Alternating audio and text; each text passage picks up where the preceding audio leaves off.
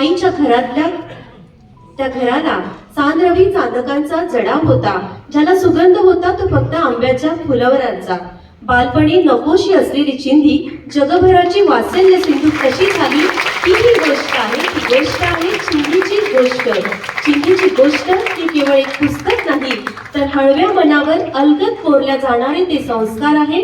माय बाप हो, ही माईच्या संस्काराची शिदोरी आहे, ती म्हणजे चिंधीची गोष्ट.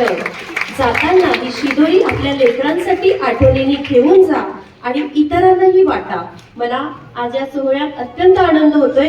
सभागृहाच्या बाहेर सुद्धा सवलतीच्या दरात हे पुस्तक उपलब्ध आहे आणि सांगताना आनंद होतोय की फ्री बुकिंग मध्येच या पुस्तकाच्या म्हणजे चिंधीचे हे महावस्त्र 100हून अधिक घरात पोहोचले आहे. माईंच्या हयातीत त्यांचे कार्य जवळून पाहण्याचे, माईला ऐकण्याचे भाग्य पाहिलेली आपण ती पिढी आहोत. मात्र कुण्या एका पिढीपुरत्या माई मर्यादित नव्हत्या. माई सागर होत्या, माई अनंत आकाश होत्या.